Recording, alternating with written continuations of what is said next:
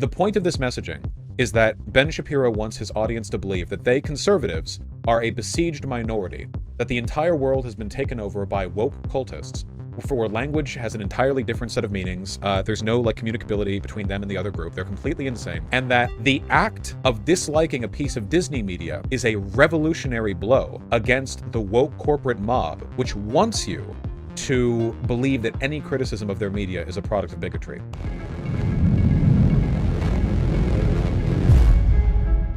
Star Wars goes woke again. Oh no. Wait, all I saw of this is that there's a black chick. What did they do? Hollywood is now, they've come up with a new way of defending against making crap content. Their new way of defending against making crap content is to slander everybody who doesn't like their content as racist.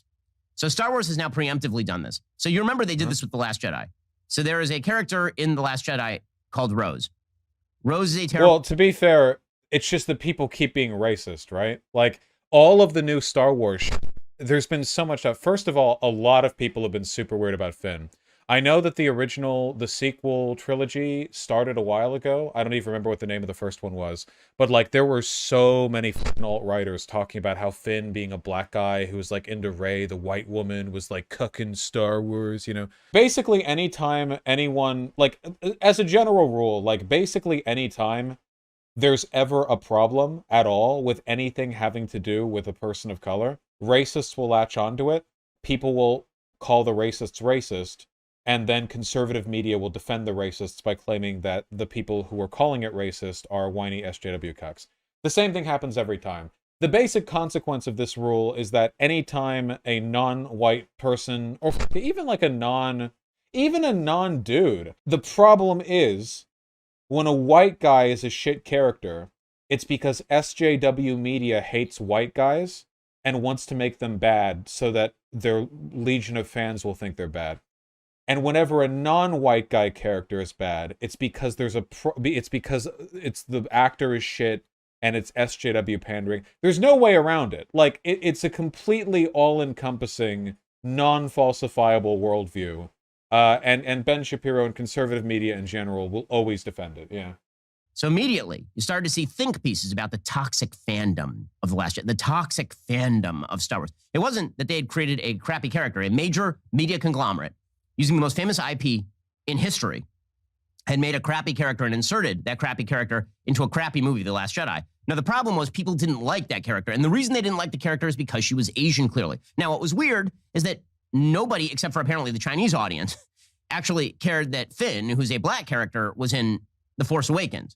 Okay, let me simplify this with a graph really quick. Simply false. Oh, well, of course it's false, yeah, but okay. Let's weigh out the variables, okay? It's like a back and forth, okay? So first you have a black guy, okay?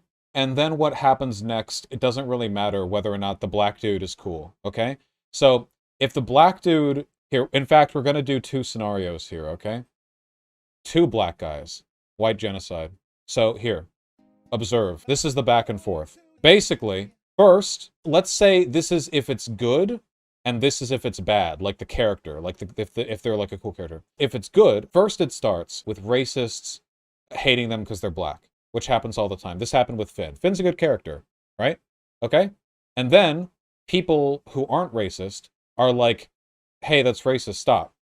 And then conservative media will pretend this never happened and go, hey, why are you just accusing everyone of being racist for not agreeing with you? Wow, you can't even have a black character in media without accusing everyone defensively of being racist for not agreeing with every element of your agenda. And then if you have a character that isn't as good, you have two arrows coming forward at first. One of them is that the character is bad, and the other is that they're black and the person is racist. And then people respond in turn. Yeah, maybe the character is bad, but don't be racist. And then conservative media will pretend the only criticism that they received was that the character was bad and not that the racism happened, and they go back to attack. This is a completely non-falsifiable, situation. There's no way around it. There's, I've seen this scenario play out with so many characters, and it's always non-white characters, or trans people, or whatever, minority characters. This has happened literally hundreds of times. It happens every time. With a few exceptions, this is always what happens. There's no way around it. The reason that this happens, sometimes it's ignorance. In the case of Ben Shapiro and conservative media, though, they're just pro-racism. And it's to their benefit to obfuscate the issue and play defense for racism. Finn was not hit by an overwhelming wave of American racism. He absolutely was. Okay, yeah, whatever. I'm not hitting the Wayback Machine. This is just a flat out obvious lie. But by the way, when I talk about Chinese racism, what I mean is that Disney, in making The Force Awakens, actually removed, they removed Finn from the Chinese posters because there's so much anti-black racism in China. Okay, so this is the new model, apparently. You'll notice conservatives only care about corporations lessening their progressive standards when it's happening in other countries.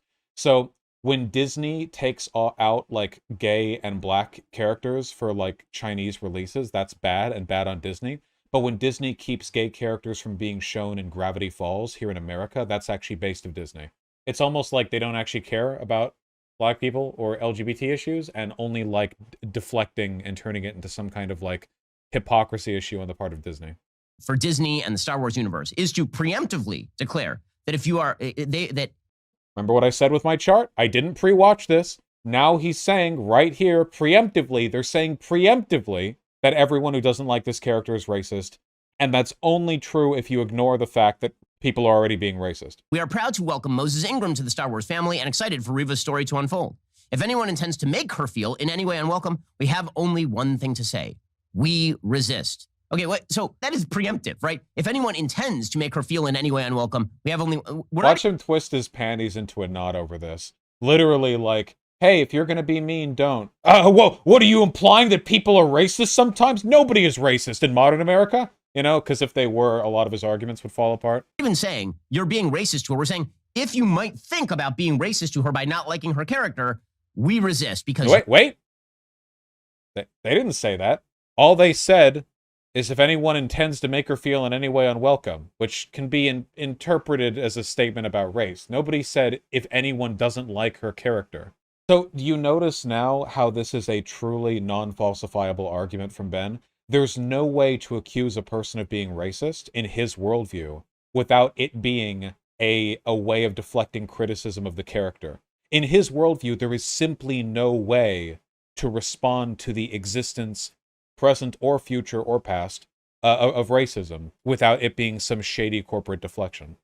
Of course, everything corporations do is shady corporate deflection, but you know. An old character who has actual name recognition and then drive value for Disney Plus, which then uses that money in order to indoctrinate kids in the not-so-secret gay agenda, according to their own employees. So I like... Is he talking about the Owl House? You see, the entire Star Wars extended universe is just a money-generating scheme for them to funnel where the real money goes, which is all-ages animation with queer characters in it. That's the real... It's a whole Trojan horse, you know.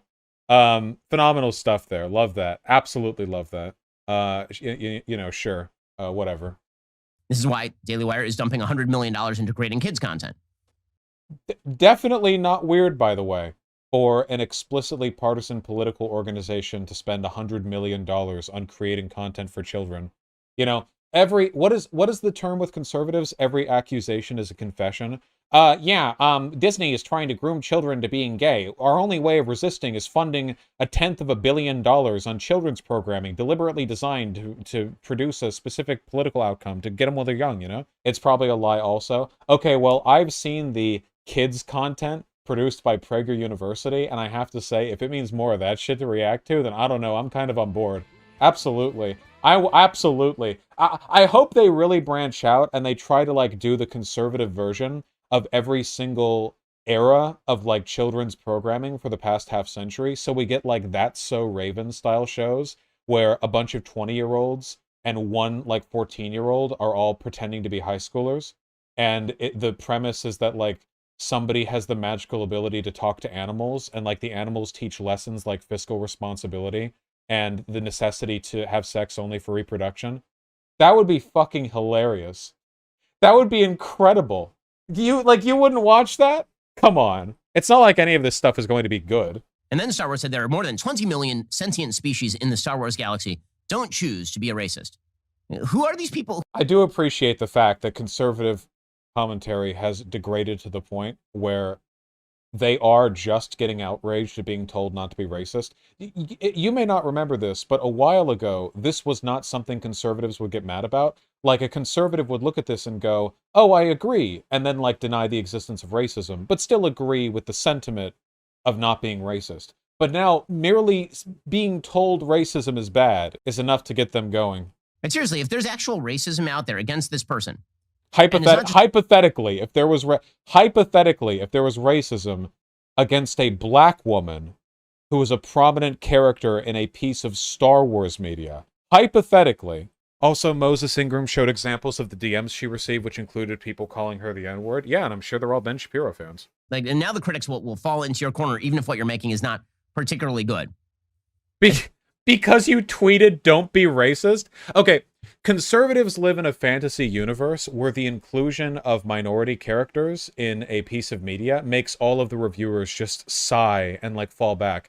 Have you seen how people talk about Disney properties? They get raked over the coals. It's like the idea that all criticism is interpreted as a bigotry is just objectively not the case.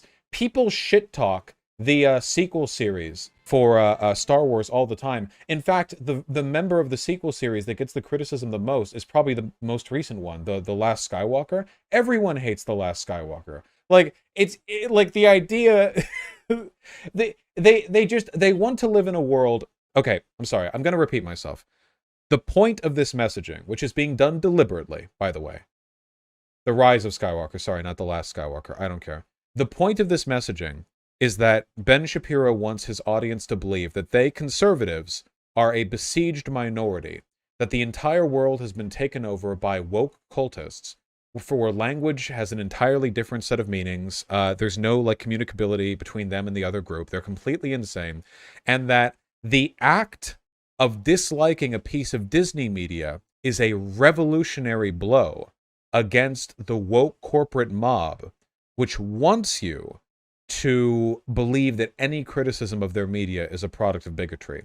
What he's trying to frame this right now is a hashtag so brave rebuttal of the dogma of the Disney brand, which is so silly, so incredibly silly when so many people criticize this media. And it also gives way to bigotry, of course, because by denying its existence when it's obviously there, you essentially say that the existing racism is permissible because it's not racism.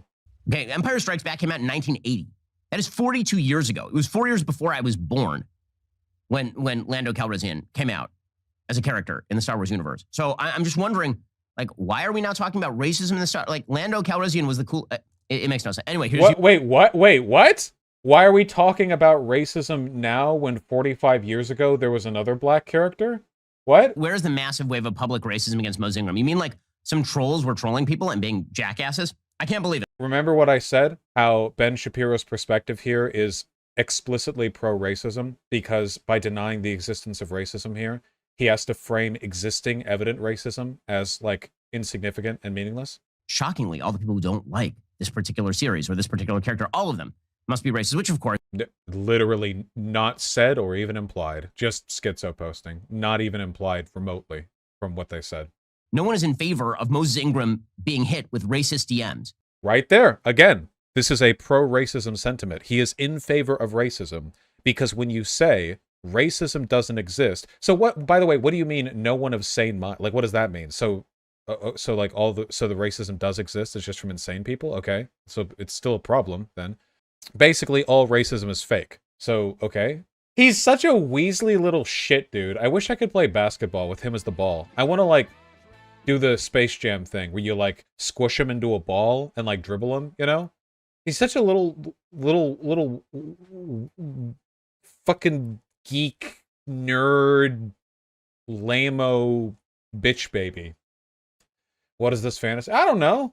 Shut up. God, I want to push him into a locker. Anyway, I guess if there's any lesson we're to take from this, the real lesson here is that the mentality that conservatives have towards, like, racism towards non-white characters in media is non-falsifiable. From their perspective, from their framework, there's no way to prove their system wrong.